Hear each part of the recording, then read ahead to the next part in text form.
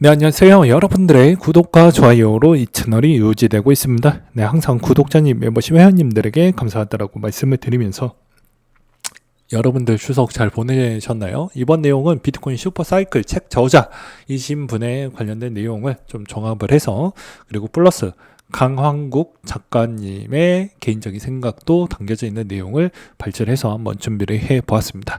같이 한번 보도록 하시죠. 자, 이번에 이제 책 저자가 투자자이기도 있고 VC 활동도 좀 했다고 합니다. 근데 이번에 24년도 8월부터 25년도 10월 때까지도 잘 맞췄던 흐름이 있었기 때문에 이 내용을 좀 무시하고 보기에는 좀 어려웠다라고 볼 수가 있을 것 같은데요. 자, 24년도 군보다 비트코인 인플레이션이 작다. 그리고 24년도 3월 반감기 전에 역대 최고가 돌파했죠. 그리고 24년도 12월 달, 25년도 1월 10만 불 돌파. 이것도 맞아 떨어졌죠. 그리고 25년도 10월 금리 인사, 그리고 국보펀드 매수, ETF 매수, 좋은 뉴스가 재상승이 나왔다. 그러니까 이걸로도 어느 정도 맞춰졌습니다. 이분은 이제 대부분 보통 비트코인 슈퍼사이클은 4계절로 나뉘어진다라고 표현을 하고 있어요. 봄이라는 건 반감기 날에 시작을 해서 전 사이클 최고가를 돌파한다라는 것이고요. 여러분, 전 사이클 최고가에서 이번 사이클 최고가 추이를 본다라고 보시면 됩니다. 대부분 이제 봄은 어떻게 뽑았냐면 반감기 후에 채굴자들이 포기를 하기 때문에 재진입에 시간이 걸린다라고 표현을 했고요. 그 다음에 이번에 전 사이클 최고가에서 이번 사이클 최고가 추이에서는 이제 막판에 많이 올라가니까 15만에서 20만 정도를 좀 보고 있는 것 같습니다. 그 다음에 가을은 이번 사이클 최고가에서 모두가 포기하는 그때가 이번 가을이라고 좀 표현했어요. 그래서 여기에 숫자는 개월수를 뜻하는 겁니다. 근데 패턴 주기가 일정하죠. 이거 어디서 많이 보지 않았습니까? 그러니까 비트코인 마스터 플랜과 똑같아요. 근데 이거를 이제 자기만의 책의 색깔을 좀 뚜렷하게 하기 위해서 그냥 사계절로 나뉘어가지고 분석을 해 놓았다고 보시면 됩니다. 그러니까 결과론적으로는 마스터 플랜과 동일한 부분을 이렇게 좀 구구절절하게 표현을 했다. 이렇게 보시면 될 것 같고요.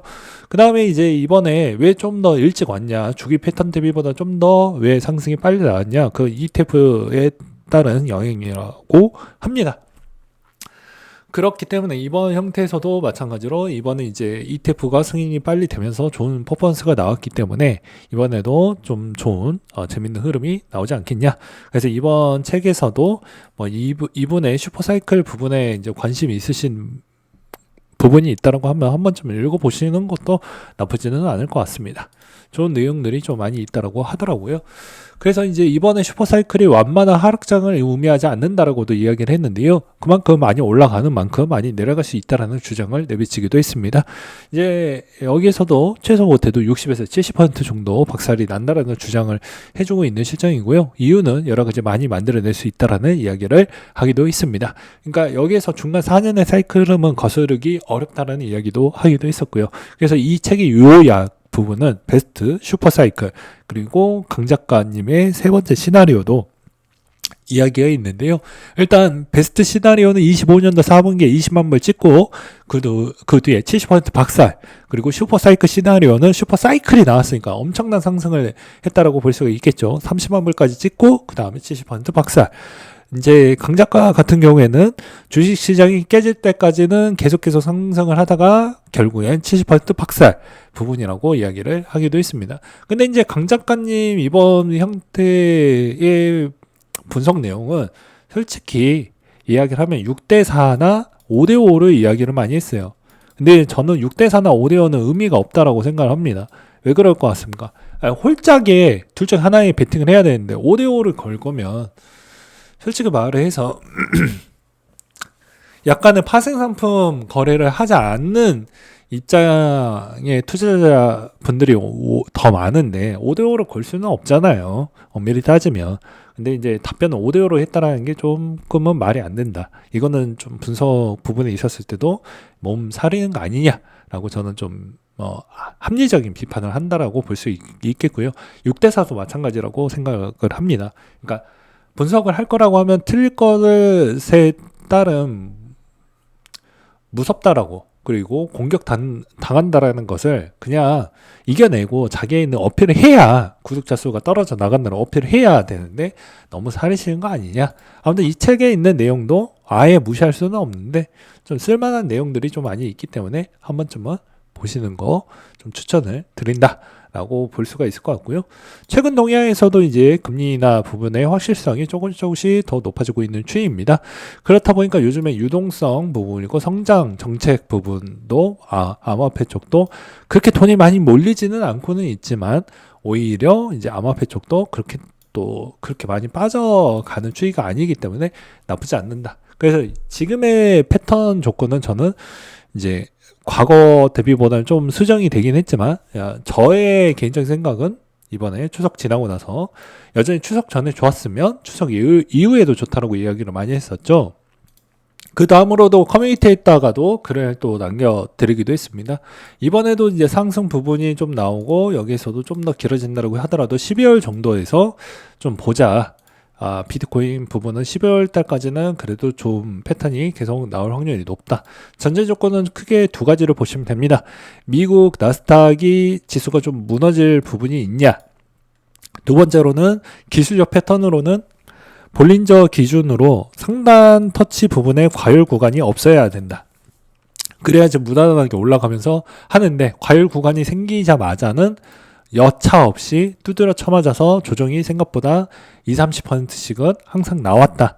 그렇기 때문에 이번에 만약에 이 상태를 계속 유지를 하고자 하면서 만약에 간다라고 하면요. 아무래도 12월 달까지는 계속 유지가 될 것 같고요. 1월 달 패턴 넘어가면서 이제 새로운 전환 패턴에 따른 요구 조건 사항이 잘 맞춰져서 가고 있는지를 확인이 필요하다고 볼 수 있습니다. 여기서 이제 특징적인 시황적 요소로 넘어간다고 하면 여전히 알트코인들에 따른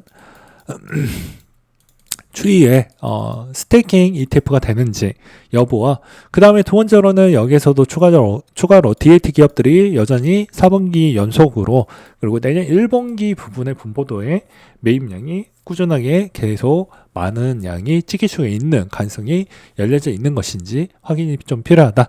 그리고 미국의 대부분 성장주 중심에 있는 자금 유입이 좀 많이 이루어지고 배당주가 다시 한번 소외를 받고 있는 시점인데 이 패턴이 계속 유지가 되는지도 중요합니다.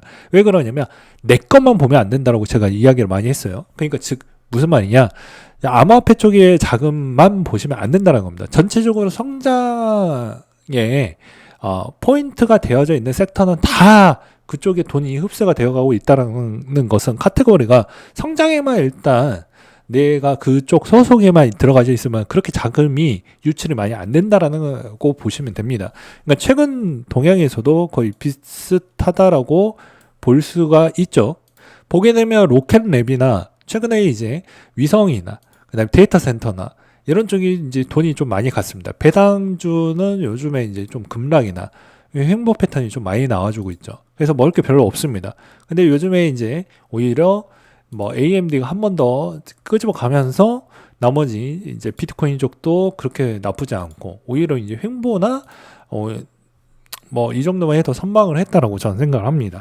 그리고 샤프링크도 이번에 보았을 때도 그렇게 크게 조정이 나오지는 않았죠. 그러니까 이 패턴이 계속 연속적으로 나와 줘야 되고요. 한편으로는 이번에 이제 조금 소식 중에 이게 좀 애매한 소식이긴 하지만 양자 관련되어져 있는 섹터가 조금씩 많이 커져 나가고 있는 실정입니다. 양자 쪽의 돈의 자금의 흐름이 벌써 10배거 이상 성장을 했습니다. 그렇기 때문에 이쪽의 성장 곡선이 너무 과열 구간으로 가게 되면 암호화폐 쪽도 약간은 좀 주춤할 수 있는 추이가 있기 때문에 이런 점도 좀 잘 보시면서 대응을 하시는 게 맞지 않을까라고 말씀을 드릴 수가 있을 것 같습니다.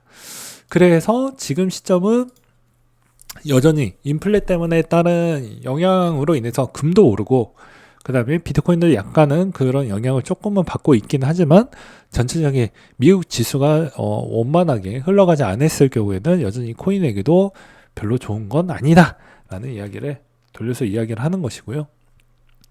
그리고 이제 또 트럼프 정권 안에서에 따른 정책도 중요하다고 볼 수 있습니다. 부채를 어떻게 녹일 거냐, 인플레로 녹일 거냐, 그리고 새로운 신성장 동력 부분은 좀 더 힘을 매개체를 주면서 인플레를 잡아낼 거냐, 이런 부분이 중요하다고 볼 수가 있을 것 같습니다. 그래서 이번에 비트코인 부분에 따른 추이도 상대적 대비 저평가 부분이 있으니 자금에 따른 유입은 여전히 열려져 있다. 이제 그 유입 부분은 여전히 스테이블 코인에 따른 성장 곡선을 우리가 유심하게 좀 볼 필요성이 있다라고 정리를 내리면서 각자 한번 판단을 해보시길 바라겠습니다.